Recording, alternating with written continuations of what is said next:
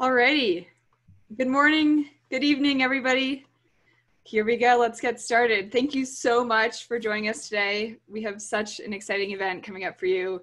We've been working so hard to plan this, so we can't wait to let this information out into the public. So as you can see on your screen, we have a prestigious group from across the DoD Innovation Network that's joining us today.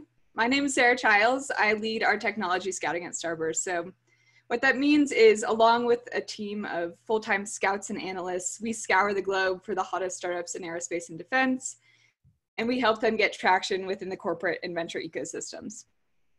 So I spend most of my days with startups learning about their IP, their technology maturity, and their commercialization roadmap. Increasingly, I'm finding that a majority of those roadmaps are starting to include working with the US government. But that being said, they're having issues getting their foot in the door. So today is a chance to learn how to get your foot in the door. Like I said, we have a lineup of heavy hitters from across the industry who intend to share their secrets on how to get on contract with the US Department of Defense. To do a quick agenda review, first we'll hear from none other than the innovation champion himself within the US Air Force, Dr. Will Roper, which will be followed by a prepared Q&A. We'll then hear from leaders from the Space Force, Air Force Ventures, In-Q-Tel, Defense Innovation Unit, NavalX, and Rapid Reaction Technology Office. So following the roundtable, we'll be using questions from the Q&A feature, as you can see on the bottom of your screen, to get some of your questions answered. If you can use the upvote feature, that helps us know the most pressing questions to ask the panelists. Additionally, you'll see a few polls that are scattered throughout. That's just to make sure you're paying attention, make sure you're staying awake, and then also, of course, get some valuable feedback so that we can make the content most relevant. So that's all from me. I'll hand over the mic to Van, our co-founder, who will say a few words and introduce Dr. Roper. Thank you, Sarah, and welcome everyone. My name is Van Espabodi. I am the co-founder of Starburst. This has definitely been an uncertain period. I think we're all going on 6 weeks now of working from home and figuring out how we transition back to work. I know some of the panelists have already prepared for some kind of rotational situation, so love to hear some of their thoughts on that. But really today is about the changing landscape for entrepreneurs and startups, and what just under a few years ago would have been considered unrealistic or frowned upon is now considered one of the most exciting areas to be doing business is directly with the Department of Defense. Today's panelists are each part of that innovation outreach network, and our esteemed keynote by Dr. Will Roper, who's been a champion for us, for the industry, and continuing to overhaul how procurement and acquisition happens in the defense industry with those that are able to productize and capitalize on their growth in rapid timelines. So without further ado, I just want to say thank you again for everyone for joining today. We have a broad mix of entrepreneurs. I'd say about half the audience of the 1,500 who registered are founders and leaders in startups. A small, about 15% of you come from government. Another significant chunk are coming from small to medium enterprises and major corporations. And then we have a good chunk of about 10 to 15% from the investment community, from the venture capital network. We do have a few media following as well. So with that, thanks everyone for joining today. And Dr. Roper, please welcome and take it away, share with us all the exciting stuff going on in your world. Thanks, Van, and thanks, Sarah. Boy, do we know how difficult it is to pull off a really good online event. So thanks for your hard work on this. And I'm very interested to share the event we pulled off last week, kicking off our flying car program. It's really part of a broader initiative in the Air Force and Space Force to build the strongest innovation partnerships that we can with commercial innovators everywhere. And but before I get to the end, which is where we are now, I want to go back to the beginning, take you on the journey we've been on, own what we're getting right and where we still have a lot of room to grow. Try to help you understand what it's like on the government side as we try to understand what it's like to be a tech startup or a venture capitalist, private investor, because we all have to understand the positions we're coming from and where the challenges are if we're going to build amazing partnerships around innovation that our nation truly needs to stay competitive long term. And our military needs to be working with the best innovation base in the world. But the innovation base, the industrial base in this century, is going to be very different than the one that helped us in the last century to win the Cold War. So let's go on that journey and understand why this is so important, why I have a ton of enthusiasm and hope that we can get this right. So you all know that coming into the 21st century, especially into the last decade, we have not been a relevant partner for commercial innovation. And I think it's because we were the sole superpower. We were sitting at the top. There wasn't this imperative to keep innovating everywhere. And so we rested on our laurels. We became comfortable having the world's most dominant military, working with the same companies year after year. And there's nothing wrong with those companies. They continue to build amazing products for us. And there's no other Air Force and now Space Force that even is close to rivaling what we build. But the shift that happened is more and more of our opportunity space is in commercial technology and commercial innovation. And now that's caught up with us. Now we are in a position where failing to work with commercial startups isn't just a bad on us, bad business on us. It goes directly to our ability to be competitive long term. This is a must do. It's not innovation, it's imperative. We must get this right. So coming into this Air Force job where, to be frank, I really wasn't interested in doing it. I had a fantastic job working for the Secretary of Defense with a big budget and the ability to do whatever I wanted, whatever innovation I wanted to pursue, whatever projects I wanted to pursue with a lean, mean team of fantastic innovators and mavericks who got things done. So being asked to take over a bureaucracy was the last thing I had in mind. And when General Goldfein asked me to do this job, I asked him why. Why would I want to put myself into the bureaucracy? I'm the path around the bureaucracy currently, like the bypasses for the patient on the operating table. But General Goldfein had a great answer, is that bypassing around the patient on the operating table isn't enough if the patient doesn't get well. We have to fix the system. The system itself needs to be innovative. It's a good answer, so I agreed. And I am so glad that I did. This has been a fantastic job, and I have so many passions in it that we don't have time to go through in today's webinar. But what I am passionate about is rebuilding ties with the startup community and commercial innovators everywhere. Last century, we had so many amazing public-private partnerships, and we need their analog today. So coming in, I just looked at, well, why don't we end up working with amazing innovators? We have huge budgets in defense. So why doesn't that entice people to come work with us? And you all know the answer. We're not fast enough to put you on contract. We don't understand your business proposition and your path towards commercialization. We pull you into a defense unique orbit if you work with us normally, and that's not going to be in your best interest long term if you're hoping to commercialize. So we're an unwieldy system that's too slow, and so don't come see us. Go to private investors, go to foreign investors, get cash, grow quickly, sell off, or make it into the main markets, or fail. But that happens faster than our ability to intercede. And so looking at how to fix the system, the first thing is really clear. We have to speed up contracting, and that's an area that I've been very focused, very passionate about. And I will tell you, that is something that we are able to do currently, but with Herculean effort. So the things that you have seen the Air Force and Space Force now accomplish over the last 18 months, doing pitch days where we put you on contract in 15 minutes and pay you at the same time with government credit cards, pay you installments to show we can flow cash quickly. We are hacking a huge mess of statute and regulation. And if we were to print it all, it's about 8.5 pounds. It is a tremendous thing that our amazing people are getting to do. And we don't always get it right. Just know that if we have failed you with the thousands, I think 1,500 tech startup contracts we did last year, if you are one of the businesses that we failed, then you get an apology from me. but just know it wasn't our intention to do so. We are trying to effectively run through this amazing spaghetti mess of regulation. And our teams have really done a great job of it, but it's impossible to do it right every time. And the real answer, after we build enough enthusiasm about this, is to change the regulation themselves.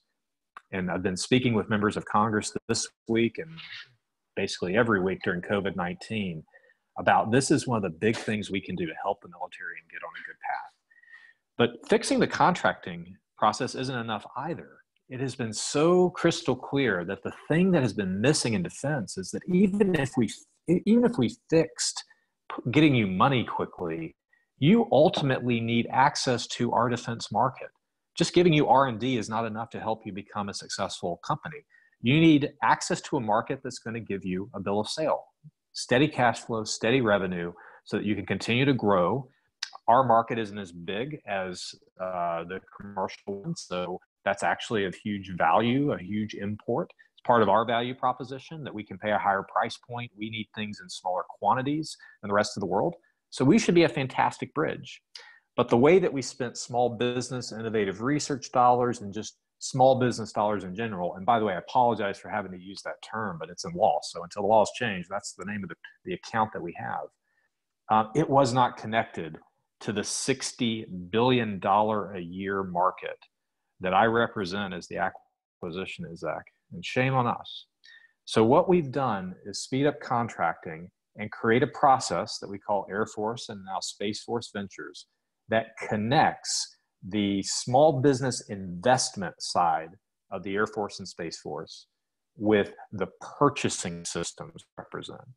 And with amazing people, and you're going to hear from one of them, actually two of them today, Captain Steve Lauver and Colonel Jen Krolikowsli, two fantastic innovators. We now represent a way to work with us that's easy enough to understand that you don't need to know those 8.5 pounds of regulation. It should be easy enough you can write on a bar napkin and understand. And over the past year, we've been implementing it, and I think with amazing effect. Let me share with you how the process works, and then let me share some of the results. So the way the process works, we experimented with it, I think, with $240 million last year. And our goal was to create a 3-tiered process that if you make it through, you move into a high probability of a bill of sale with our department. So step 1 is run by AFWERX. They are fantastic. I love having that team be the front door of the Air Force. And so the goal is to be able to do 1,000 very small step 1 or phase 1 contracts per year. You don't need to understand the military. You don't need to understand missions. You don't need to be able to speak warfighter-ese to get into that front door. Just bring tech. The topics are open. You can just bring us a good idea, and we will help you find your mission within our 2 services. So you don't need to be an expert on us. Just be an expert on your tech, and we'll help you find that product market fit. But from that initial step inside, the bar goes up every time. From that phase 1 to phase 2, you go from around say a $50,000 award as an entry level to something that's $1.5 to $3 million for the phase 2. It's a big step up.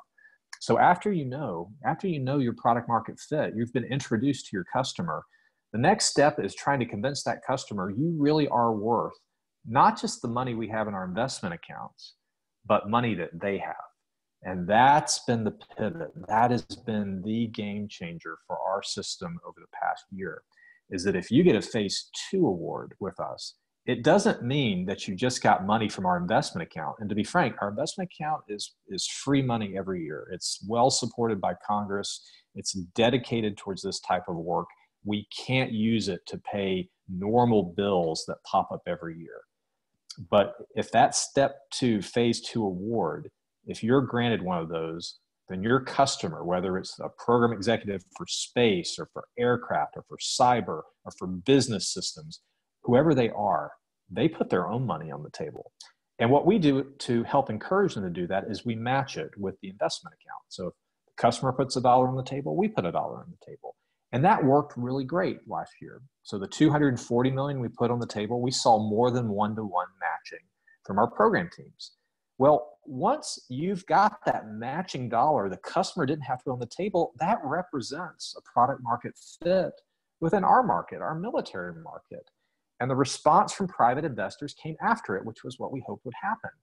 And so aside from just getting matching from us, private investors started matching our investments as well. And last year we averaged over 3-to-1 matching. So every dollar we put in of our investment account saw on average 3-to-1 matching from private investors. And we brought in over $1 billion per year into the Air Force and Space Force that wouldn't come into orbit around our missions. And the goal of coming into orbit isn't to be there forever. It's to slingshot you into something greater so that we benefit from the partnership with you and you benefit from having worked on our mission. So it's a fantastic win-win. It ought to work everywhere. And the thing we've done recently, I mentioned this, the second step was getting matching dollars from a program office, a customer. The last step is placing a big bet on a handful of companies that we think have huge potential to change the game. And so the week before COVID-19 broke out, we did that. We did 21 intentions to award for big ideas. And that's the first time we've done the big bet side of our process. You know, that's the top of the pyramid. And at that point, if you don't succeed on a big bet, which can be as large as 30, 40 million, then why didn't you, right? Then we're out at that point. You've had your big chance with us. And for the companies that came through, that's all they're wanting. It's their big chance to get into a production contract where they're working on our mission long term. COVID-19 hit, and I'll tell you, that rocked us. We're back up on our feet. Our teams have done fantastic, making sure that our readiness and modernization did not come into check. But we are back at making sure those awards are done as quickly as possible. I have an entire task force of people ensuring that those awards are made as quickly as possible. So bear with us, but there are 1,000 details that go into actually getting a contract done, and none of them considered having a pandemic go on around them. But that's the basic principle, is to create a process where you can bring us an idea, get into step one here at the base of the pyramid. Then the bar goes up. You've been introduced to your customer here, but now you've got to convince that customer that you're worth their money. And if we do, you're likely to see private investment. And if you've got a game-changing idea, then we can get you the funding to be able to incubate that inside a military mission that if you succeed, you are likely to be put on a steady contract with steady revenue and cash flow. So it seemed to work really well this past year. And now my goal for this year is to continue it, scale it, and build confidence in it. And I know it takes an act of trust on behalf of your companies or your investors to believe in us. And what we've tried to do is own where we're doing well, be humble in learning where we need to learn. And we still have a lot to learn to be a good partner in this space, and strive to continue getting to be better. But I think if we can make this work, the value proposition we have is pretty big.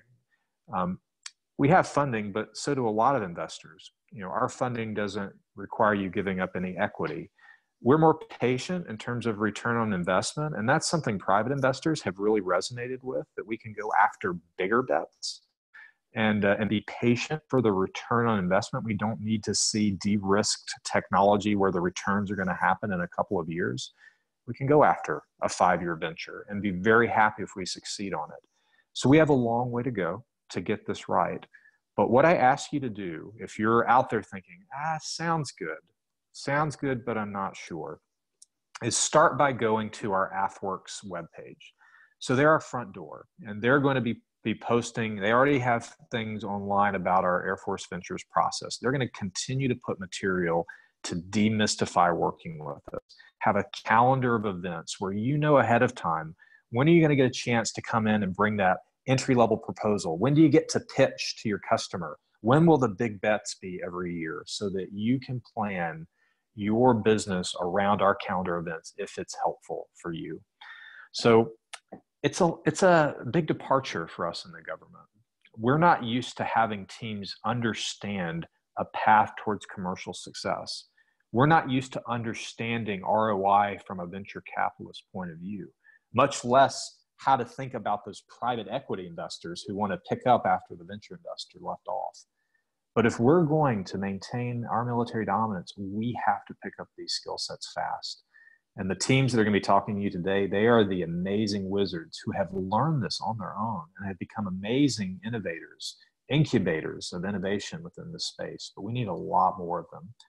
The way I view the future is innovation itself is a battlefield. Every emerging commercial market itself is a battlefield.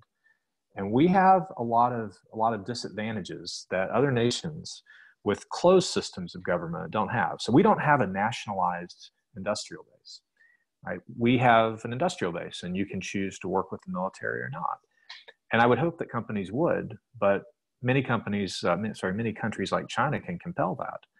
And so that's a huge advantage. If you're able to compel companies to work with the military and pick winners within markets, that's a huge advantage that we don't have. So companies here in the US might be competing against a company that has the backing of their foreign government. And so how do you counterbalance that? And our idea is simply to bring the two markets to bear, to have the military market be available as a bridge, as an accelerant. So you get the benefit of competition and that just great dynamic tension that markets create to keep innovation fresh, that stays. But then our market is synergistic with the commercial one and vice versa. And I believe in markets long-term. I believe they are the way to keep innovation fresh. So I am passionate about ensuring that we get this system as right as possible. Now, to show how competing in markets might work, and I've only got one example of this. So no one example, it does not create a trend, but it's at least hopeful that there may be a bigger way for us to engage. And that was what I referenced in the very first opening remarks. And that was the huge kickoff of our flying car program last week. And that's a fantastic example of looking ahead to emerging commercial markets and viewing them as a battlefield and getting the military engaged so that they happen here in the US first. So we remember in the DoD what happened to small drones several years ago. They all came out, they happened in the US first. The Pentagon really didn't take any position on them. We didn't engage in any proactive way, and the entire supply chain went overseas. And now it's a security risk to us. And we're seeing the same emerging market in flying vehicles. They're fantastic, they're ready to go. And if we don't do anything, the same thing's likely to happen. They'll happen here in the US first and then move overseas. So what we're doing with our flying car program called Agility Prime is simply bringing the Air Force to bear. So our value proposition for this emerging market are our ranges, our flight certifications. Our safety process is fantastic. Like, we fly the most exotic aircraft on the planet and no one questions their safety. We fly them over stadiums and people cheer. That's a huge value for companies working with us to take that comfort, to take that confidence in our process to the FAA and be more hopeful that an expedited approval could be granted. And that's what we're doing. We're going to bring these commercial vehicles to bear for military missions, certify they're safe to fly, purchase them, start flying flight hours for military missions, and hopefully bring the market to bear earlier. That is an example of treating an emerging market as a battlefield, of treating innovation as a battlefield and competing. I'll end by saying the big thing that your militaries must wrap their head around. It is no longer sufficient to build the world's best military to maintain military dominant edge. And that seems like that's a statement that can't be true. If you built a better military, clearly you've done your job of maintaining military superiority. And the answer is no, that's not true anymore. And I'll use an example that you may know if you've had any experience around agriculture. You at least remember reading about George Washington Carver in school growing up. This idea that you have to rotate crops or you're depleting the soil of nutrients. You may have one good crop one year, but you're actually depleting the soil and eventually nothing will grow. Well, the way we work with our defense industrial base today shrinks the number of companies in it every year. It's like we're not rotating crops, we're depleting the nutrients in the soil that is our defense industrial base, collapsing it again and again and again. And so we may be able to build the next generation of dominant military, But if we're collapsing the number of companies working with us, we're depleting the soil, and we will eventually not be able to grow that next generation of military. It is no longer sufficient to just build a dominant military. We must build it in a way that builds the world's greatest and most innovative innovation base. And that just can't be in defense. We have got to do it in emerging commercial tech. We have a long way to go until we have all the kinks ironed out. But if you're a company out there, if you're a private investor and you think, I might be willing to give this a try, please give us a try. We truly, truly need to be partnered with you. AFWERX, .af.mil is a place to go to figure out more about how the process works. And if that's still not enough to convince you, schedule a phone call with me. Because if you are that company with the next big idea, today and in future, I want you to think it's a no-brainer to go work with the United States Air Force or the United States Space Force, because they're the service that loves technology, they love innovation, and they've got a great track record of helping companies become successful.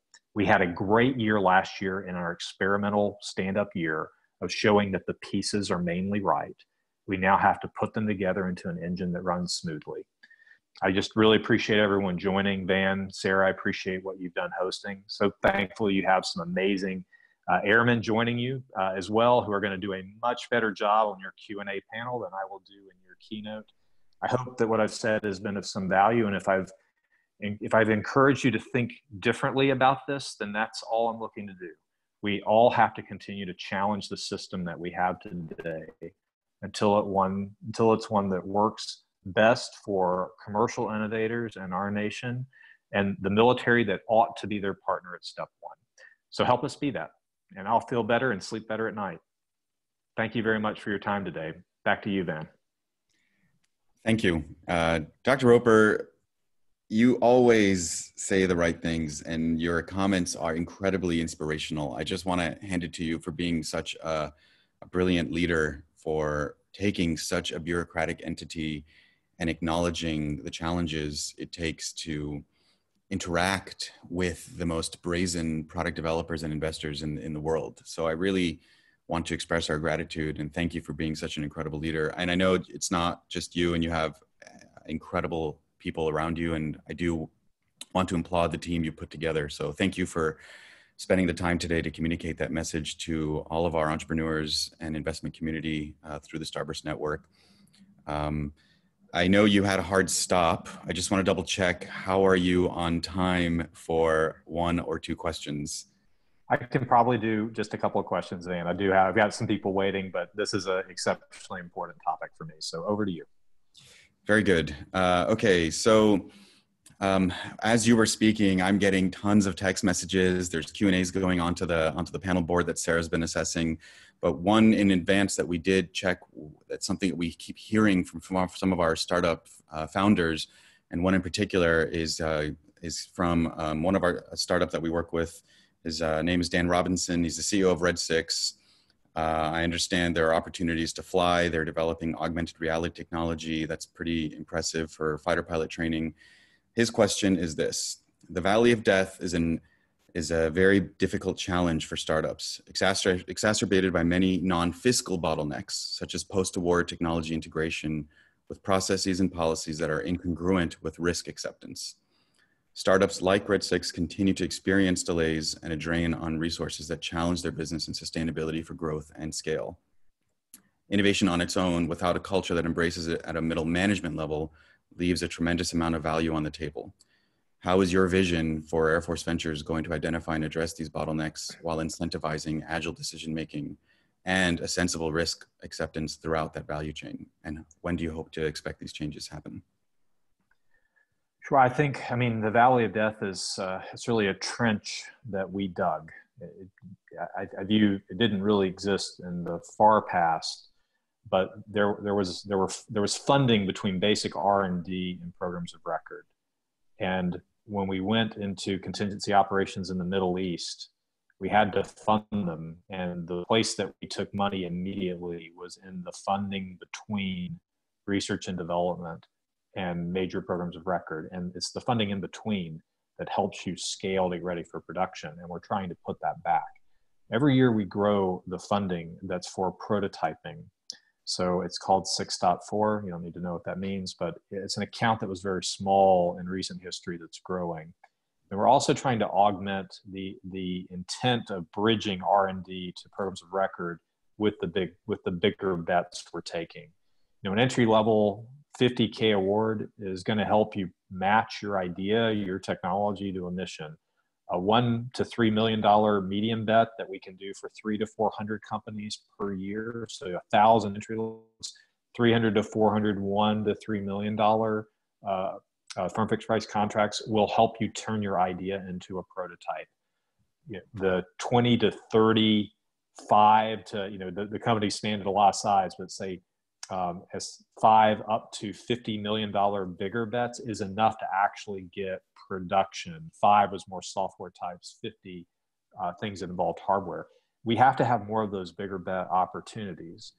And the way I plan to do that is I have to start a little smaller, because if you knew what it took, the number of waivers and workaround processes to get those big bets done, it barely holds together within the current laws. It does, but it's just so much work. So I do it the way I began, to build confidence that this can work. We put over 1,000 companies on contract. We let 1,000 contracts last year to companies that had never worked with the government before, 700 to companies new to the government. And so the goal now is to show that with that kind of momentum, we really should change the rules by which we work. And that requires Congress to work with us. If we continue to build momentum every year, I expect that the pyramid will get bigger and bigger because everyone's enthusiastic about this. In the past, the top of the pyramid was gone. So you climb up a rung or two and you're simply not high enough on the ladder to move to the other side. And I'm trying to put that back. Very good. Thank you, Dr. Roper. We do need to move on. I think there are many other questions and we will not ignore them. The panelists that will follow can continue to address some of those salient points. It's been a pleasure, Dr. Roper. Thank you for joining us. And we share your passion for market contestability and getting these products into the market. So really, thank you again on behalf of all of the founders and investors in the venture community, not just in the US, but around the world in allied countries that want to continue to explore those relationships with you. So really appreciate it. Many thanks again. Thank you, Van. Thanks to everyone. Please be well out here. Take care. Thank you. Okay, Sarah, where are we at? Alrighty, we're going to get the panel started. We'll make sure everybody's starting their video. So if you want to take it away and introduce, we'll see people joining one by one. All right. Welcome, Steve Lauver from Air Force Ventures, Colonel K from Space C2 ECX, John Lazar, Director of Rapid Reaction Technology Office, Sam, Commander Sam Gray from NavalX, Steve Taub from InQtel, and Tom Foldesi from Defense Innovation Unit, Head of Commercial Engagement. So big welcome to our esteemed panelists. As you heard from the keynote from Dr. Roper, these are interesting times.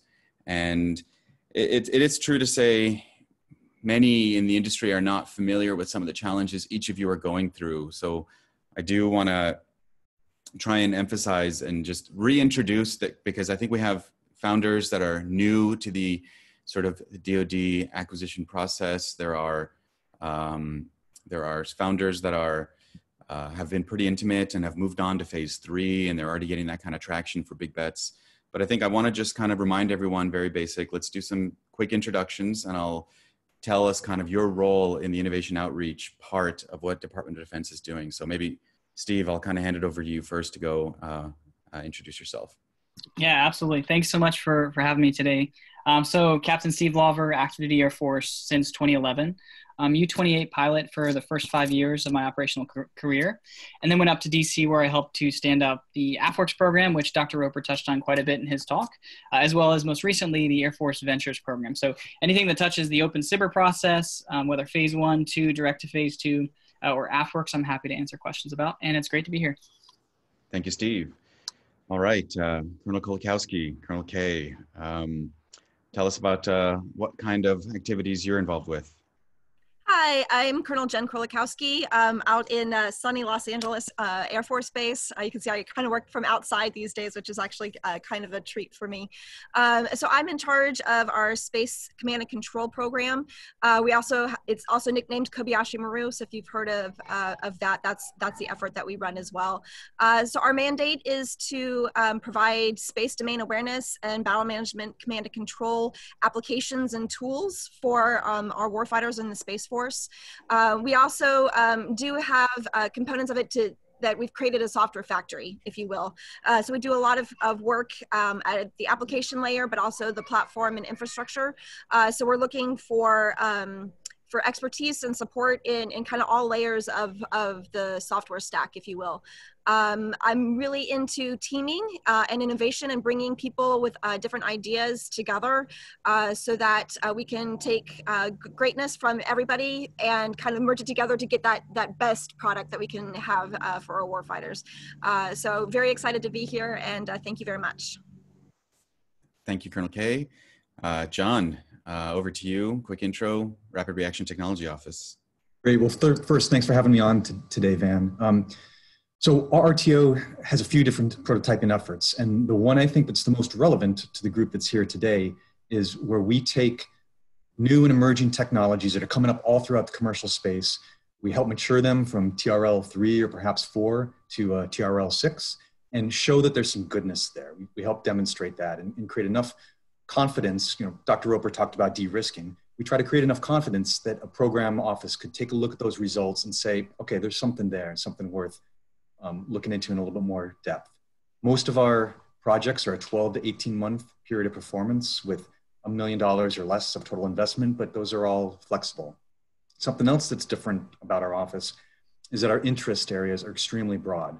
So DoD's identified all these different modernization areas, including space and hypersonics and AI, machine learning, et cetera. Anything that falls within there is fair game. So the aperture is pretty wide, pretty open. And the other thing that's a little bit different is that we don't do a formal call for proposals for these kind of proposals. In order to maintain speed, we accept proposals all throughout the year. A simple 3-page white paper is enough to get the conversation started, and most startups and young companies are able to do that just around the kitchen table at night if that's what they need to do. And the final thing I would leave you with is that we do periodically reach out to industry through our needs statements. And so this is a special notice that goes out on FedBizOps. It's not a formal call for proposals or a rigorous process, but it's a way for us to cast the net wide and see what sort of ideas industry is working on that we can maybe bring in, help build the program around, and get off on its feet. That only requires 100 words. In fact, that's what it's limited to. So this is another one that's really easy for industry to engage in and pen down your idea. And you know, if you're not selected for a follow-on discussion, there's really not a whole lot that you've lost, a couple minutes of your time to talk about your product.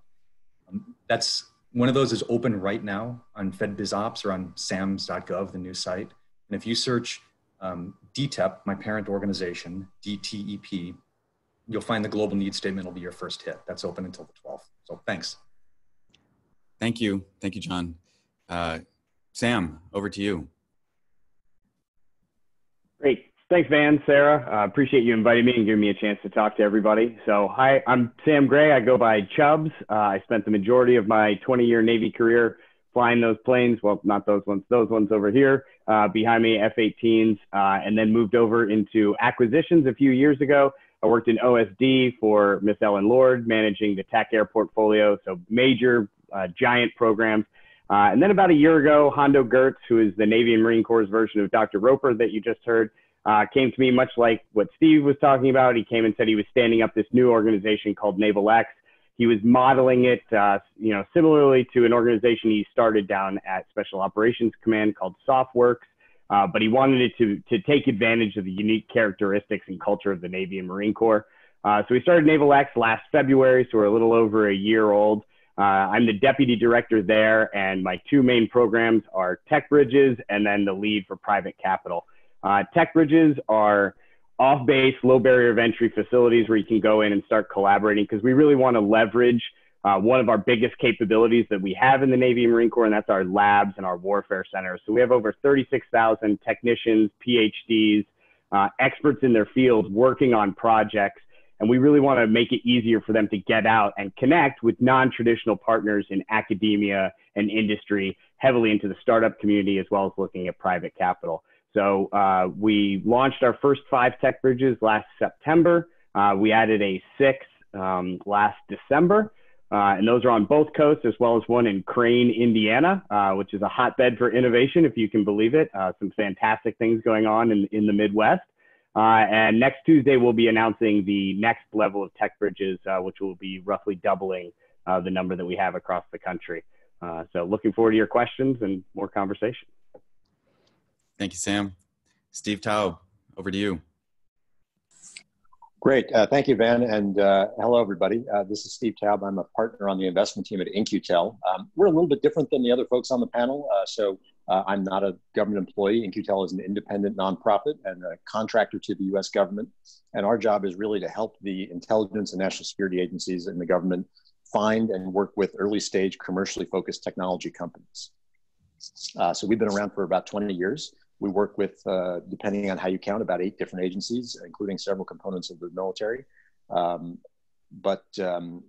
that means we have a very wide range of interests in where we invest, and we do 2 things. So we do make equity investments in companies, and we also help those companies actually work with and sell into the government, primarily by what we call work programs, where we essentially will identify a government opportunity for the company and identify what enhancements or modifications of their products might be necessary for the government to adopt it, and actually contract with the company to deliver those things and help them do business with the government after we're done.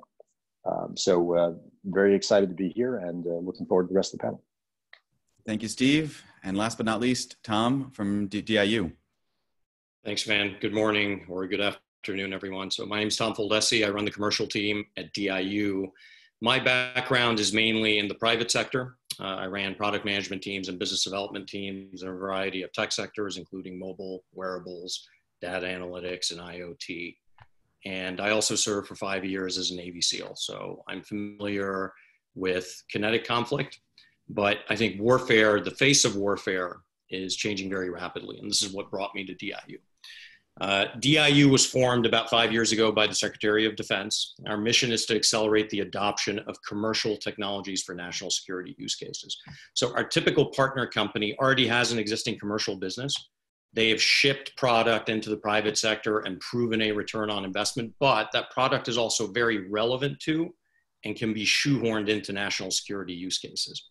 We have 5 main focus areas: artificial intelligence and machine learning, cyber, autonomous systems, human systems, and space. Now, the way DIU works is we do start with a gap in the DoD, and we look for compelling solutions to meet that need. So something that we do not do is take an interesting piece of technology and try and find a home for it within the DoD. We do start with a DoD problem set.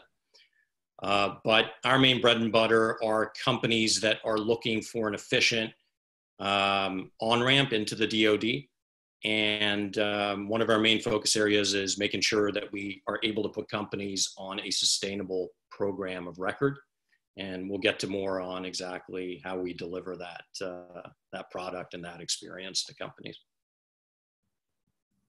Very good.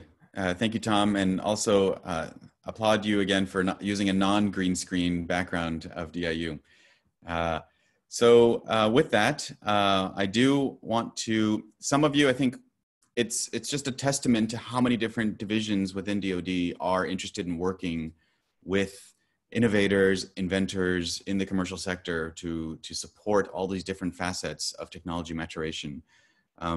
You heard about some of the technology areas. We heard about cyber, AI, space, but what does that really start to dive into? What are you most excited about right now? And what vehicle are you using to tap into that? How long has it taken you to actually see somebody go from, I like this, switch it on and get them into this program? Can any of you, and maybe we'll do a kind of a similar circle, maybe starting with Steve Lauver, in terms of how you see that process. And this starts to feed on some of the conversations we had with Dr. Roper, but what are you really excited about? And what are the vehicles you're using to tap into that? And maybe share a little bit more about that.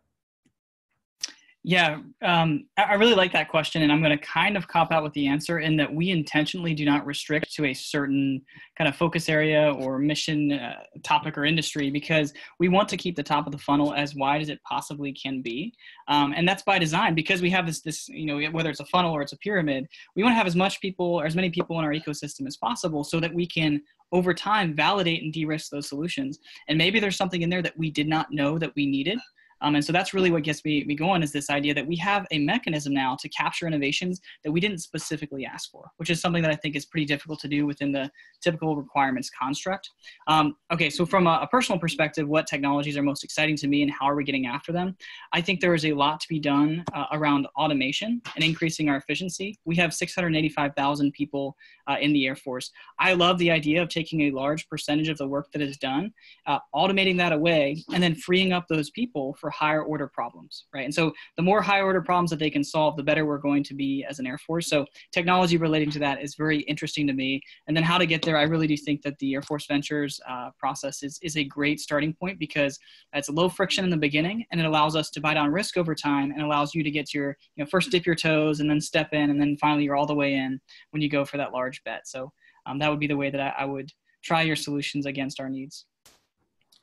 Colonel K, a significant amount of the businesses that were awarded at Space Pitch Day are relevant to your division. Can you share a little bit more about what you're getting really excited about, and what you want to see in the next batch of companies that continue to kind of support and chase and pursue your division? Yeah, no, absolutely. And it actually kind of piggybacks what Captain Lauver had just mentioned about some of that automation work that needs to happen. A lot of the processes and the pain points that my users have are, they have all these manually intensive workflows that they've been doing for years because that automation hasn't happened, and they didn't have the computer tech or the software behind it to be able to automate mission planning, or to be able to automate sensor tasking and things like that. So we've been working a lot over the last year and a half to kind of help resolve those kinds of pain points for them. And so that when we mentioned the pitch day, out of the 30 companies that we had at the Space Pitch Day, oh my gosh, has that almost been a year ago now? That time flies. But when we had that before, out of the 30 companies, 8 of those actually came directly to my portfolio to be able to kind of work and help with our space operators. And so a lot of that, you know, with the pain points of getting things automated, a lot of the work I also do is, you know, like I said, in the command and control arena, where we're really creating an ecosystem of a kill web, or kill effects, actually probably more appropriate to say kill effects, because it's not, you know, we're not always doing a kill chain, if you will. It's what effects are we trying to create? So there's lots of different components that contribute to that particular effects web that we're trying to produce. One of the things that we've been doing with it is actually to also kind of containerize it all, if you will. So there's multiple different containers that focus on, you know, that can get specific SMEs or get specific tech into the ecosystem, and I can pop those guys in and out as we try and work to optimize that ecosystem. So it's not that we just built this one big monolithic thing that only one person can contribute or one company can contribute to, but now we can spread that across multiple people with the great brain power and the great ideas that they have, and continuously work to optimize each of those individual elements within our effects web. So very excited about a lot of that sort of work. And again, as I mentioned before, we really like that teaming perspective. So it's not just, again, even in that element, it's not just one person may necessarily be working on one of our wicked problems, but we try and pull together a lot of the different people that can optimize those particular things. Thank you. It's interesting. So often people think space is just within Air Force and Space Force, but we know that Navy and Army I think is the biggest user. John, maybe, and then Sam, you can talk about how these enabling technologies, how you're prioritizing at the sort of enterprise level or within a different branch of the military to get excited about what you're getting excited about and how you're pulling that into your system. Well, how you're awarding those companies. Where do you see the budgets going? Maybe you can give some good examples of how it's worked on your side in in RRTO and then in the Navy? Sure. So space is definitely an interest area, right? It's one of Dr. Griffin's modernization areas that he wants to put a lot of emphasis in. But what you'll see is that there are other opportunities. So space is the final frontier, right? And it's hard to get into it. There's not a lot of cheap stuff to do in space.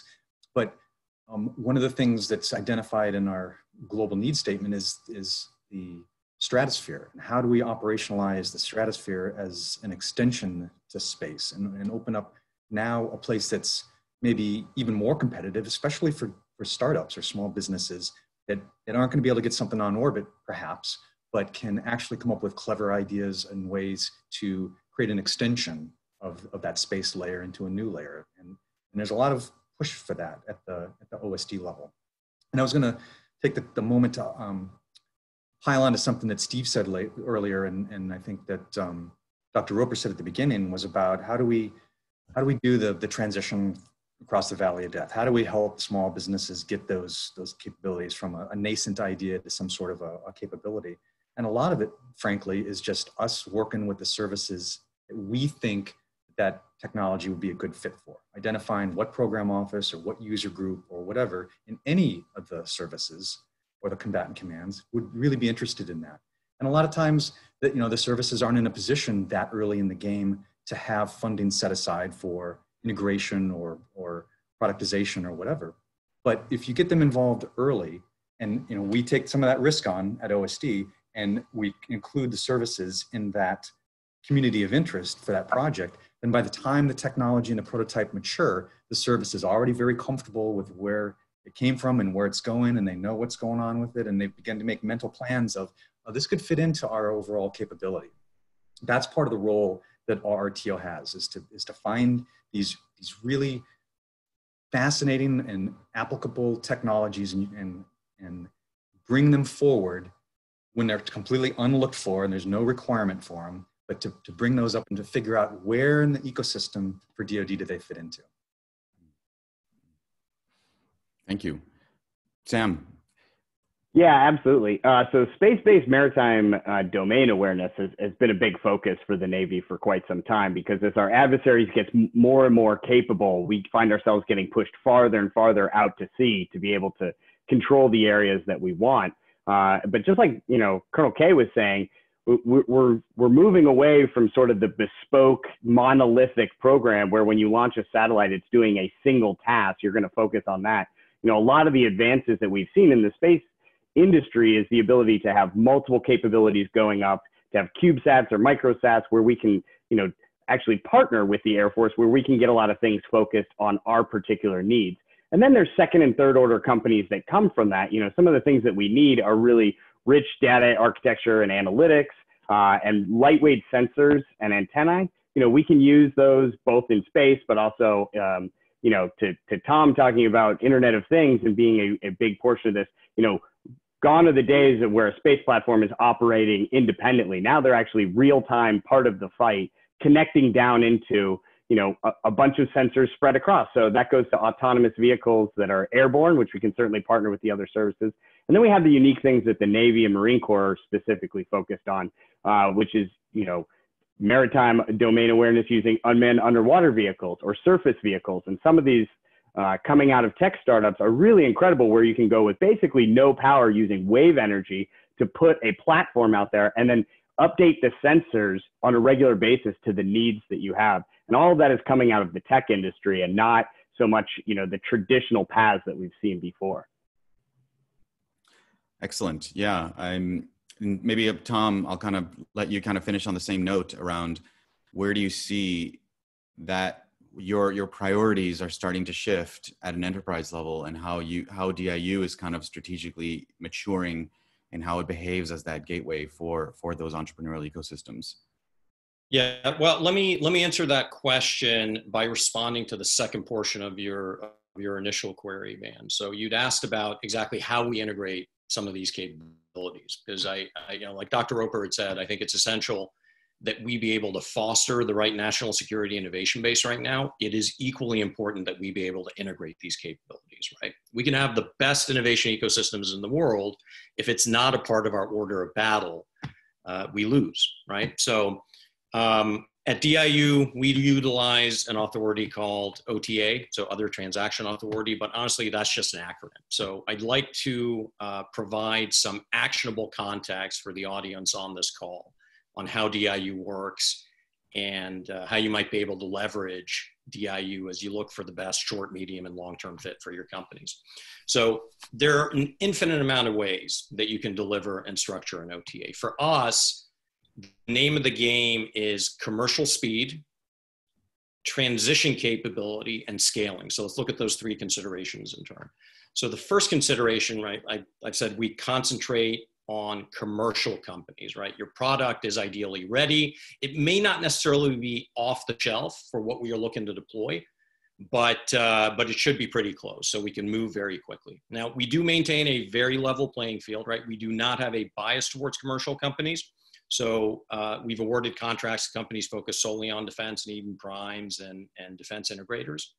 But in many of the cases, companies that have the technology can usually field it directly to the warfighter. And in many cases, the warfighter is someone sitting at a keyboard. The second consideration, and arguably the most important for all the companies on this call, is we are laser focused on transitioning to programs of record, right? That is a key filter in how we assess opportunities that we take on. DIU is still relatively small, so we have to be very discerning in which programs we take on. For companies and VCs, these programs of record translate directly into annual recurring revenue, or ARR, from the DoD. Now, this can be very lucrative, but as many of you probably know, it's also extremely elusive for commercial companies, right? If we had a nickel for every time someone had a meeting with a senior civilian executive or a flag officer on how their technology is great and should be a part of the order of battle, and 2 years later, there isn't much to show for it. Now, of our programs to date, we've already transitioned into program of record about a quarter of them. About half of them are in the holding pattern and in progress right now, and about 25% didn't transition. So this has enabled significant federal businesses for many companies, starting with Pivotal, that we did one of the first projects with, through Shield AI to Uptake, C3.ai. All of these companies have attained many, many tens of millions, and in certain cases over $100 million in ARR from the DoD. So it is a significant component of the service that we try and provide to companies. And then finally, the third consideration, scaling. DIU as an organization is inherently joint in our mandate. So we connect the dots in the programs between the different services, and allows us to scale very, very rapidly and very, very broadly within the DoD. So to give you an example, like C3's predictive maintenance solution, we first deployed that with the Air Force for the E-3 Sentry airplane, scaled that to F-16s. Now we're in the process of looking to integrate that with naval aviation. By the same token, Uptake's predictive maintenance solution was initially deployed with the Army for the Bradley fighting vehicle. That is being now pulled over into the Marine Corps. So these three things kind of allow us a lot of degrees of freedom to be able to help companies kind of come up on that DoD ramp very quickly. Now, again, we're a small organization, so it's not panacea. There are only so many programs that we can take on, but we try and help as many companies as we can. We've already done more transactions in the first quarter of this year than we have all of last year, but there's still a lot more projects to do. Thank you, Tom. You hit on some really good points, and I do think the metrics aspect of it is crucial. And something I want to make sure I remind everyone before we wrap up is to point everyone towards your respective organization's website or a place to find and discover how they can get involved in your relevant organizations. But In-Q-Tel in particular thinks of metrics in a different way. Steve, you did mention you're coming at it from a different angle. So maybe can you share, like Tom, how things like ARR and what makes it attractive for you to have a conversation about whether or not In-Q-Tel will get involved with, I mean, as you've been doing this for 20 years, but especially post-COVID, how have you seen that change maybe? Yeah, great question, Van. So I want to clarify, In-Q-Tel's been doing it for 20 years. I have not. I've been at the organization for a little less than a year and a half, but they have had a great track record, I think, of finding innovative technology and bringing it into the IC and the defense community. So people may be familiar with companies like Palantir or Cloudera or FireEye or Keyhole, which became Google's satellite view. Those were all in QTEL portfolio companies. So we over the 20 years have done over 500 transactions. We currently do 50 to 55 deals a year. And over time, about half of the work program deals that we do have actually led to an adoption by the government. So I think it's been a pretty successful track record. And the reason I think we've been so successful here is that there's an ongoing dialogue with all of our customer agencies to understand what their needs are. Somebody earlier used the phrase problem set. That's actually a phrase we use as well. So to understand the problem sets that we get from the different agencies, and then at the same time we're out talking to a couple of thousand companies every year and looking for where those things intersect. And by the time we do one of these work program deals, we have we've identified one, or actually often more than one, government customer who has basically helped us scope out the deal, scope out the project, and has literally stood up in a meeting and raised their hand and said, we want to do this deal with this company on this project with this, this amount of our funding for this year. So there's a lot of upfront work and buy-in that goes into that. In terms of the timing of that, so an equity-only investment, is relatively quick. I think we like to say we're a little slow for venture capital, but very fast for government. So, 2 or 3 months from sort of a first meeting to closing a deal is pretty common for an equity-only transaction. And we're not leading financing rounds. We're participating in rounds that are being led by institutional venture funds. We've co-invested with literally hundreds of VC funds over the years. Work program deals take a little bit longer. 6 to 9 months is not unusual, and that's largely because of the time it takes to find and the government customers and really kind of scope out the work program and get all the buy-in, which I think pays a lot of dividends down the road. In terms of how things have shifted, well, maybe I should first say a little bit more about what our focus areas are in general. So we've got a number of them. About half of our deals are hardware and half are software. And as I say, it's very broad, right? Our customers have specific mission needs, but they also are just big organizations that have the same kind of problems as any large enterprise would, but with some special twists to them. So areas we're investing are things like Industry 4.0, manufacturing technologies, materials. That includes our life sciences and biology investing, which has been very relevant during these last few months. Autonomous systems in all domains. Platforms, sensors, processing, enabling technology like batteries, for example, and solutions. Intelligent connectivity, so that's both communications channels as well as the next generation compute technologies, things like accelerators for particular kinds of workloads or quantum computing, as well as cybersecurity is a big focus for us.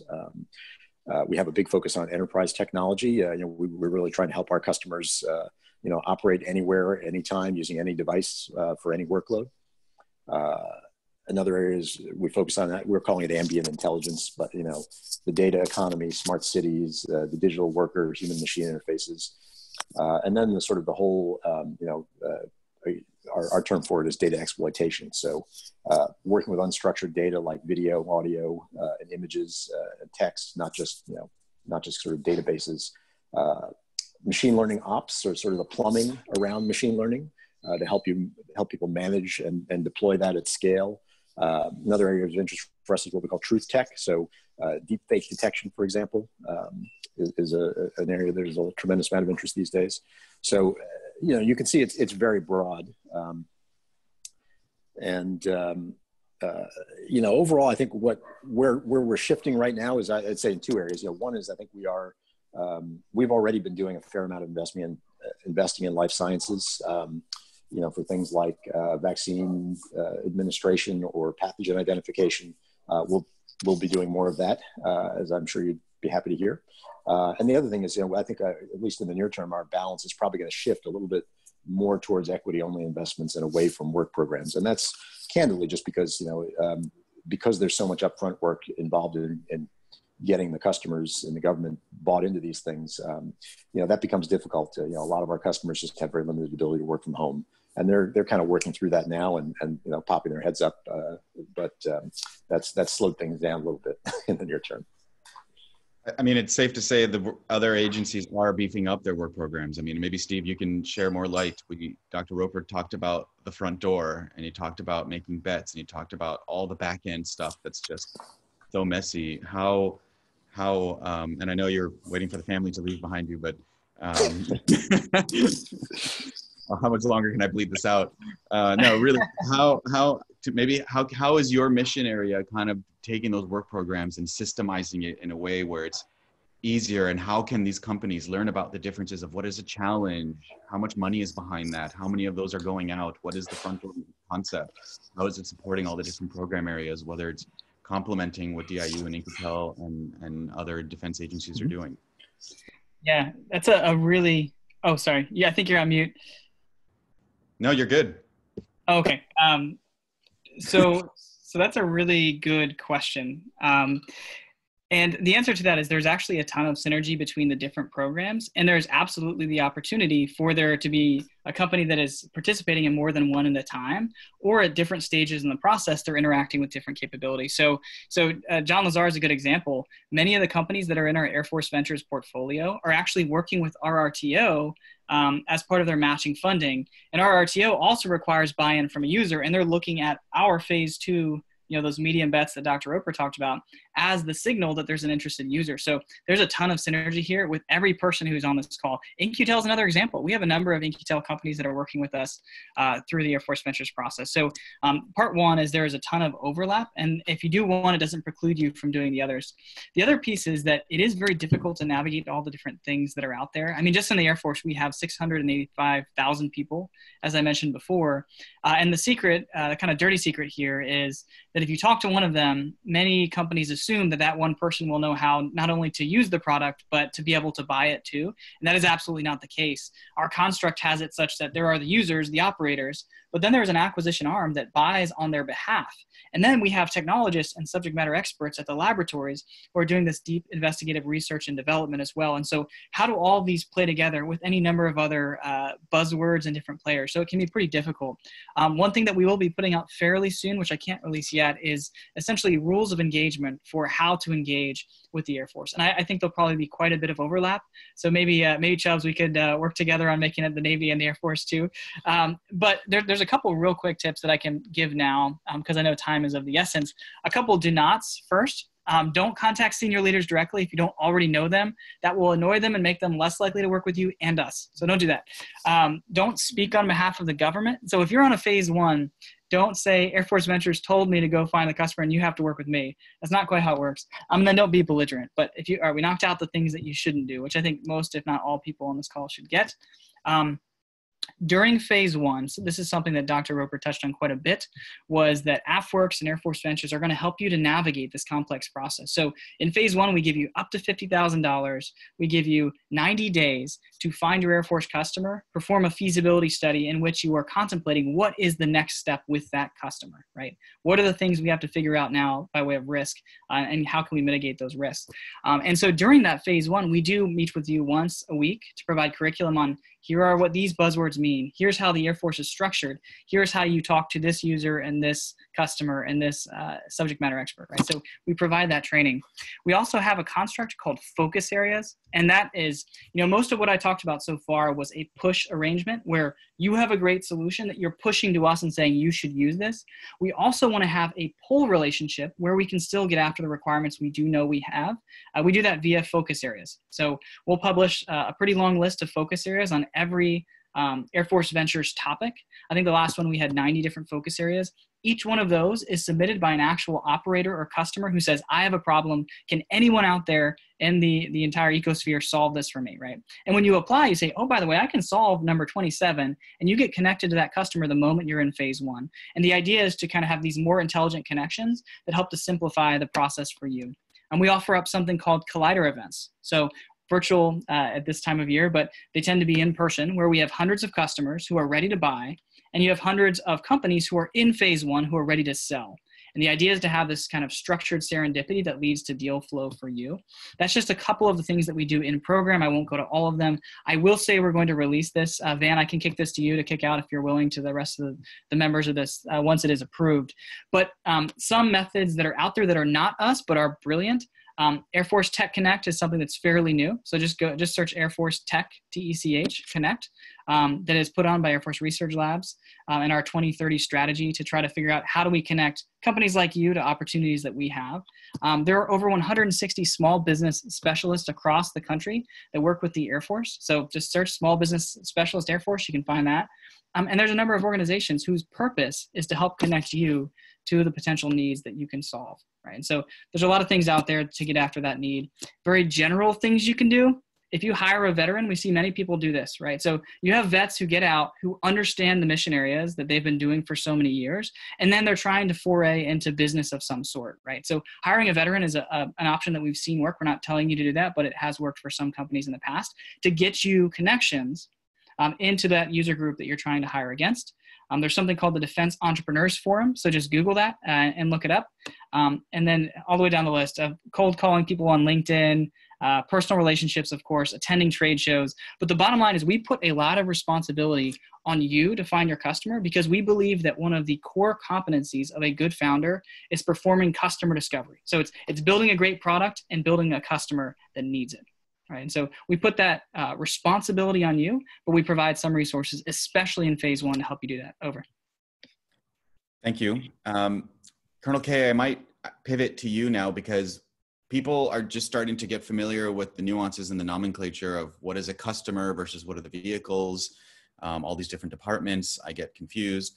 You're kind of considered someone like what Kobayashi Maru is doing out of your enterprise core division is a bit more on the external facing. So some might consider what you're doing a little bit more outward facing, but when it comes to interoperability and you find the companies that you like, can you give us examples of how easy it was or how difficult it was in bringing those companies into supporting your mission area? Sure. And so obviously we talked about the space pitch day that we had, and that was a real almost immediate way that we were able to bring in several different companies that were resolving some of the pain points. I'm also working on some different kind of contract strategies that we have that can help facilitate that. Really kind of having a company that helps again, kind of navigate or has them connect the small business or whomever to get on contract with us a whole lot easier than like some of the government bureaucracy and pieces and parts that Dr. Roper was talking about earlier. And so ideally in that, we're hoping and anticipating that within like a week or two, you could get into being done with some of the work or working on some of the areas that we have in my mission area specifically and stuff. But that's where like my organization is always looking to be a little bit more innovative and press the boundaries on some of the bureaucracy that Dr. Roper was talking about.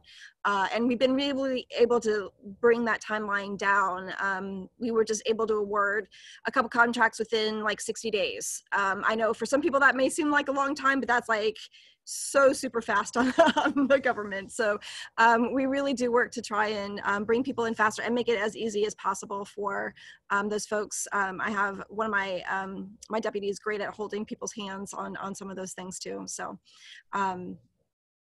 more to come on that. There's some of the things that we're testing out to see how we can help facilitate some of those things and bring them on that much faster.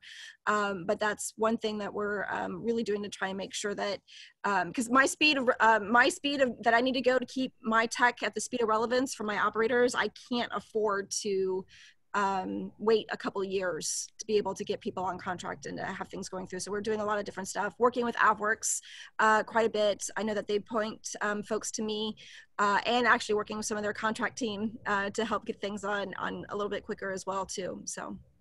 Very cool. Very cool. Thank you. Sam, I might turn it to you now. We've heard a lot about Air Force. I mentioned it before and Space Force. And what DIU is doing and what In-Q-Tel is doing, but Navy and NavalX has been kind of in the shadows, and now you're all kind of coming out full force. Obviously, some of us have heard about SOFWERX and with this work you've done there, and that has a really good reputation can you update us in terms of what your vision is and what are the timelines, what to expect? What are the metrics you're aiming for? How can companies tap into the NavalX initiative efforts, and how do we know what you need and what you're looking for? Yeah, absolutely. So I think as far as, I'll kind of go in reverse of the way you described it, but as far as the tech areas, I like to explain to everybody, one of the big differences between SoftWorks and NavalX as we grew is, SoftWorks is very specialized and focused on Special Operations Command, and they don't own the actual sailors, Marines, soldiers, and airmen that make up their workforce. They're owned by the services. So we own everything literally from birth at some of our Navy hospitals to grave, at some of our mortuary affairs.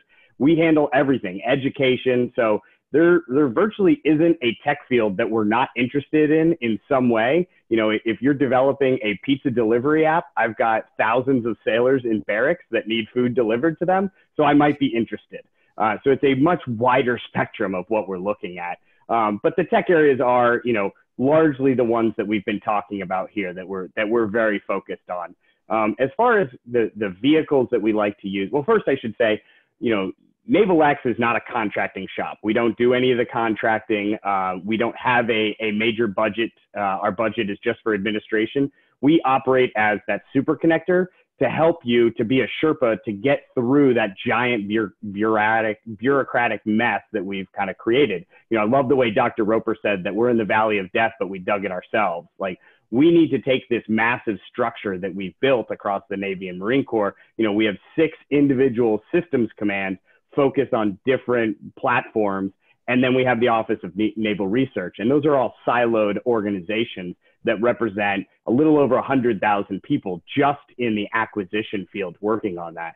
So what NavalX does is we can help you connect into the right elements for what you're working on. And to do that, you can email us at agility@navy.mil. You can also go just Google NavalX, and it's the first page that comes up. You can go there, you can see the things that we're working on. But a big portion of that is you talked about metrics. And I get that virtually every time I do a panel, I go talk to people, is, how do you measure success? What does that look like? And we are a really new organization. So we have looked at metrics, as everyone on this panel knows, and certainly most of the audience. Metrics for innovation are incredibly difficult. But I think some of the key leading indicators that we like to look at are internally. If we go to our workforce and we say, if you were put in charge of an innovation project tomorrow, would you know how to start? And we actually run a set of classes that we consider just the kind of the basic building blocks to get over that hump, because the numbers are about 30% say, yes, they would know how to start a project in innovation. And a 5-day course that we've created through the Center of Adaptive Warfighting it has Scrum, Lean Startup, and Human-Centered Design all in a 5-day package.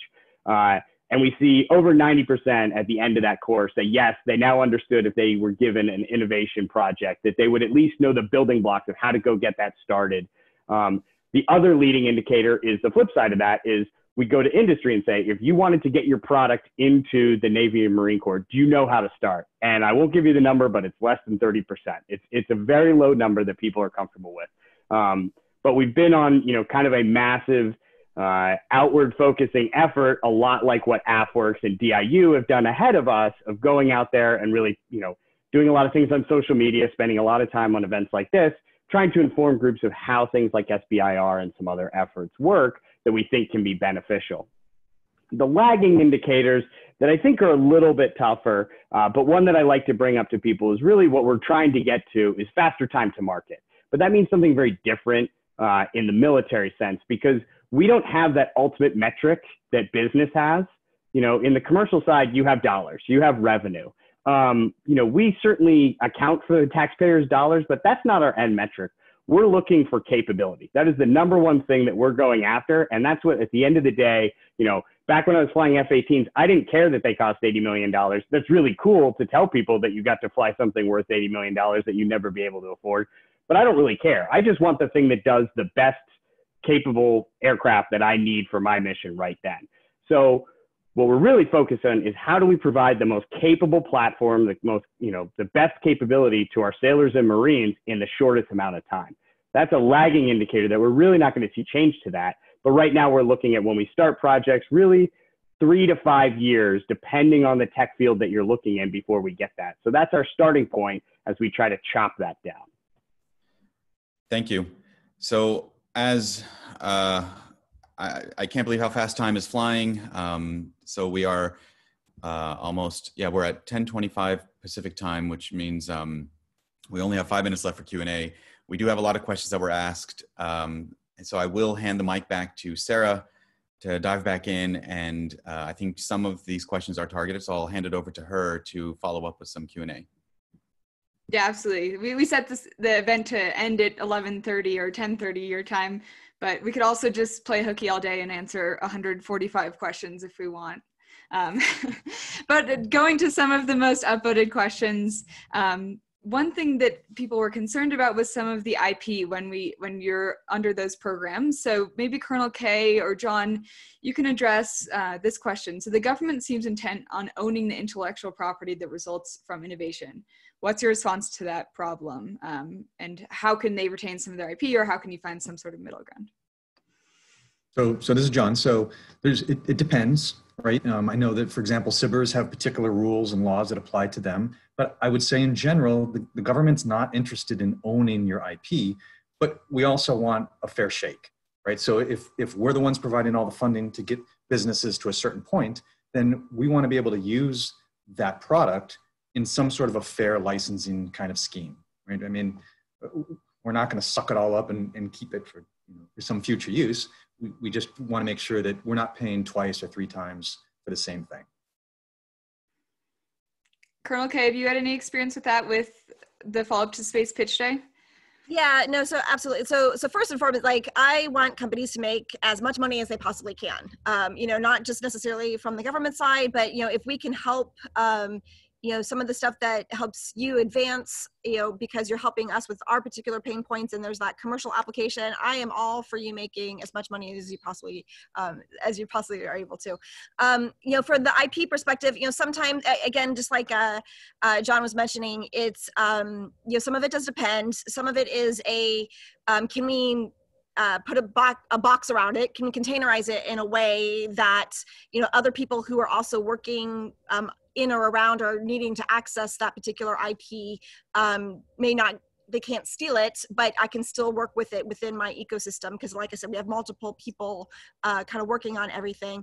The other thing too is that it's not like I try and take an IP and then give it to another company or to a competitor. That's not how we handle those things too. And I think that some people think there's some concerns that we really try and keep things firewalled as much as possible. But again, we also need to make sure that we do have the ability to use it in ways that we're intending. And so it's all about that dialogue. And when we get into the contracting and how do we want to have that relationship, IP does definitely come up quite a bit, but we try and be fair on both sides, again, so that you guys can stay profitable and attractive to other sources, but that we can also still be able to use it for our own purposes as well. Right. Okay. Thank you. I want to hand these questions over to Steve Taub, Captain Lauver, and Tom.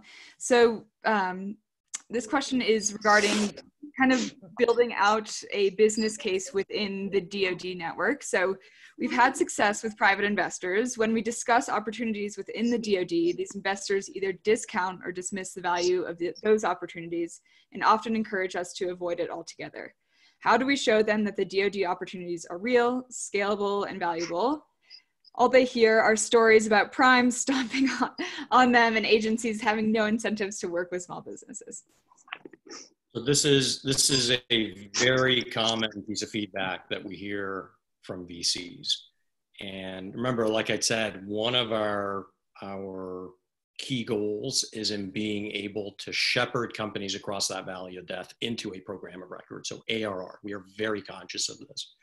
There have been a number of examples with companies that won DIU contracts that then scaled their business beyond DIU and got significant investment rounds as a result of that, right? So again, annual recurring revenue and becoming program of record is absolutely key. That's how we try and help companies along.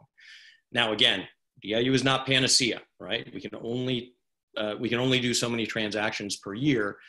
if you are not on path to getting a prototype contract and becoming program of record, then we try and let companies know very quickly, right? We try and get to a yes or a no very quickly. So if we don't feel that we can load you up with enough water to get through that valley of death, then we'll say stop, turn back, and we'll see you at the next opportunity. Yeah, this is oh, sorry. Real quick on that is you're absolutely right. So I'm sure whoever asked that question, you're in good company in the audience right now. But the reality is that the reason that the investment that we provide is discounted is because of the previous hardships that many people on this call and Dr. Roper also mentioned, right? And so also when there is a misperception or a perception that is no longer valid, there is the opportunity to make money or to thrive. And so what I would say here is, yes, they're discounted because of past conditions, but the conditions have changed.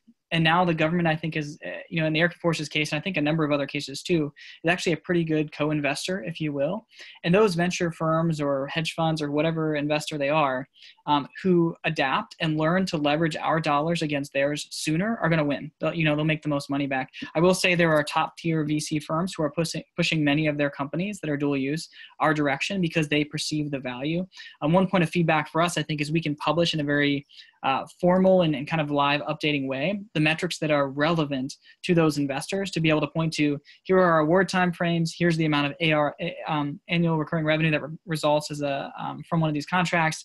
Here is, how many dollars of private investment are now being leveraged for every $1 of SBIR, for example. It's 3 to 1, as Dr. Roper mentioned. So anyway, great feedback. Things are changing. So for the investors out there, I wouldn't discount it because, or at least not based on previous conditions, because things are changing pretty quick. Yeah, so I mean, from my perspective, I think, maybe our track record speaks for itself. I mean, I mentioned earlier some of the portfolio companies we've had in the past that have been, very successful investments for their venture investors. I think if I remember the number correctly, we estimate that every dollar we put into a company is leveraged by $15 or $17 of private capital. We've been, investing alongside of, a very wide range of, the Silicon Valley and other venture funds for a long time. So, we're very conscious about making sure that the companies that we work with, we're not trying to sort of divert them off their commercial path. The whole idea actually of what we do is to leverage these commercially available technologies and get them, get the government access to them. So, and I think our track record speaks for itself. Yeah, absolutely. I think we're seeing that internal shift of the DoD now becoming a source of pedigree for these startups where they can say, we've been working with In-Q-Tel, we've been working with the Air Force, therefore our technology is the best in the world. So on our end, I think that that's something we're also trying to push, is use this to get that track record within the government. But I think that's all the time we have questions for. Van, do you want to close things out? I'll just remind everyone, I think we'll send out a follow-up to everyone that registered that will include links to some of the places that many of the attendees referenced, so that you know how to follow up, how to get involved, whether or not to consider submitting an application for a challenge that you see online, making sure you maintain and observe what opportunities are being posted on DIU or RRTO's kind of challenge websites, and making sure you have access to developing customers and sponsors that can continue to give you that sort of pedigree that Sarah's referring to. So I want to thank all of our panelists for joining us today and sharing that. Maybe I'll do a quick round robin. Steve Lauver first, any final closing remarks? Yeah, just to say, hey, phase 1, really low barrier. If you don't like it, then it's only 3 months and $50,000. So go to AFWERX.af.mil to learn more. Thanks for everyone's time. Thank you, Steve. Tom Foldesi. Yeah, thanks to everyone for participating. Please visit diu.mil. We have 3 active solicitations right now, 2 in the AI space and 1 that's a little bit more niche. Looking forward to hearing from you. Thank you. All right, John Lazar, RRTO. So thanks for the opportunity to participate. I would recommend folks search 2 things. One is the DTEP, Global Needs Statement, and the other is the DoD Prototyping Guidebook to help give you some starters. Thank you. Thank you. Colonel K, Kobayashi Maru. Yeah, again, thank you for inviting me and allowing me to participate in this. It's definitely always great to see all of the innovation cells that are kind of popping up across the DoD. I mean, I've been in this business for more years than I'm going to admit to right now. And really now has just been a very exciting time in order for people to come in and try and have that innovation in there. The government recognizes that we need that talent that comes out of industry. It's not something that we can just do inherently in ourselves. And so we want to make sure that linkages are there so that we can keep our edge and make sure that we still maintain the best warfighting organization anybody has ever seen in the world. Thank you. And Commander Gray, NavalX. Yeah, thanks so much, Van and Sarah, for holding this event. It was really great to be here. And I think the biggest takeaway I have for everybody is that, we have reached this tipping point, it feels like, where innovation across DoD is not going away. We have organizations in all of the services at the OSD level, and then groups on the outside like InQtel that are very crucial for us to work together. So keep working with us. Pay attention for next Tuesday for NavalX's announcement. Go visit your local tech bridge and fly Navy. And Steve Taub, InQtel, please.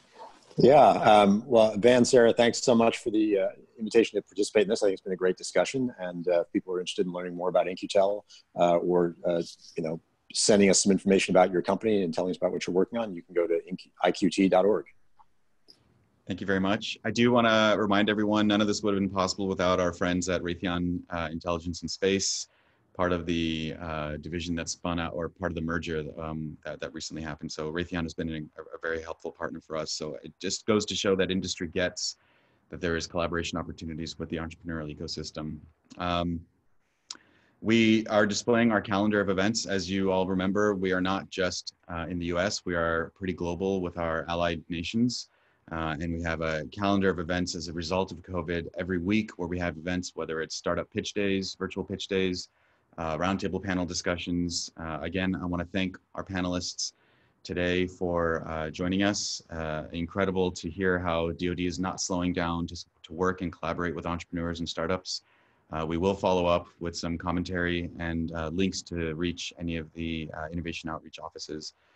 Sarah, did I forget anything? Is there anything else you want to add? I don't think so. Thank you all so much. All right. Thanks. We'll see you next time. Thanks, everyone. You gonna play that elevator music again?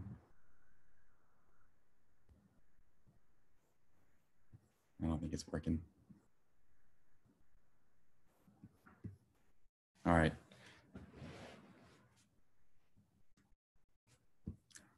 Let's see.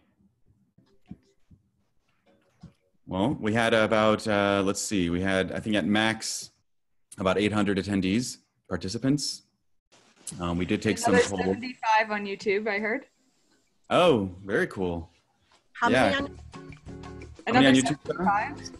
75. Yeah. I have some people contacting. Yeah, people were texting in real time. That's cool. Steve, you're in Boston. Sam, you're in DC. John, you're in DC. UK, you're in LA. And Steve Lauver, you're in the Virginia, DC area as well. Cool. We almost hit all time zones in the US. We're close. Yeah. We missed Midwest. Yep, Midwest. Nice. We'll have to get Crane, Indiana on here next time. Yeah, where did you, what's happening in Crane again? Crane is unbelievable. They actually got an award from the White House last year for innovation across the federal government. Yeah, they got really hungry right around 2000. They ended up on BRAC, so they thought the base was going away, and the state of Indiana came in and said they didn't want to lose the base. It's actually the second largest base in the world. That's where they store 25% of the conventional munitions for the U.S. So it's just this field, 2,500 bunkers and rail lines. But but there's a bunch of, that's a tough industry. Like there's a lot of chemists and physicists that work on munitions. So it's there's the intellectual capital there. So University of Indiana and Purdue actually came in with the state and built a campus right off base. And it's like a place where everybody can go and collaborate. So it's one of the first places we built a tech bridge. Very cool. Yeah, it's awesome. They've got 5G up and running on that base. Oh, wow. That's impressive. Yeah, okay. I mean, I knew Purdue and University of Indiana were doing some interesting outreach stuff I know in our aviation system in the drone world as well. So it's really cool to hear about that. Yeah, and the state has really been behind it. They have an innovation fund for the state, and they're looking to, if they go from a kind of a Rust Belt industrialized state and an agrarian state, how do they become a tech state? And they've done some very impressive work. I've visited out there a couple times and I'm blown away. Very good. Very good. Steve, do you have any topics on international, like anything kind of like what you guys are doing overseas or anything? How? So you're asking me? Yeah. Yeah. Well, so we about a year ago, we actually opened up 2 international offices, one in London and one in Sydney, Australia. And that kind of went along with the launch of InQtel International, which, was the first time that we had non-US government customers. You can probably guess who those are just based on the geography of where our offices are. So we've been able to invest outside of the US for a while and have done so. But, now that we've got some overseas presence, that gets a little bit easier. So it's been a good move.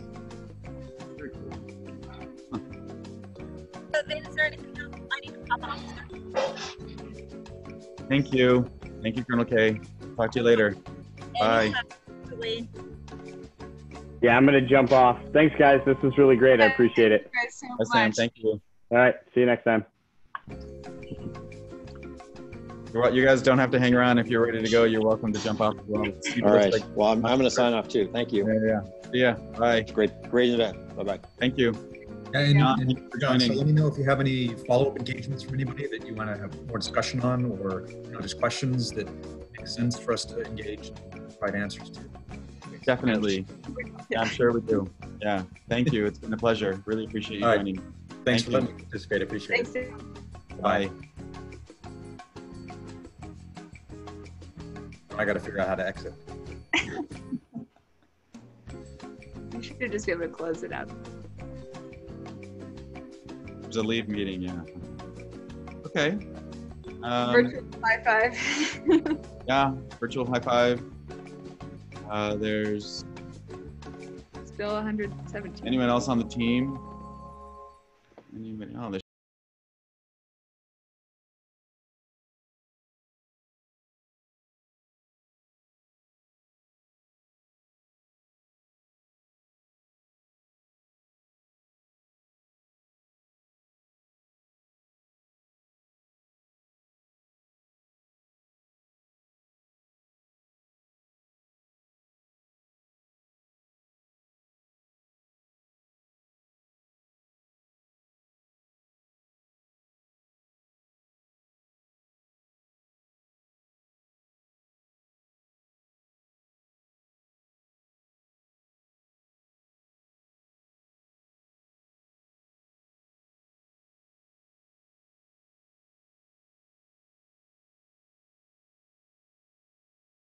or are we good?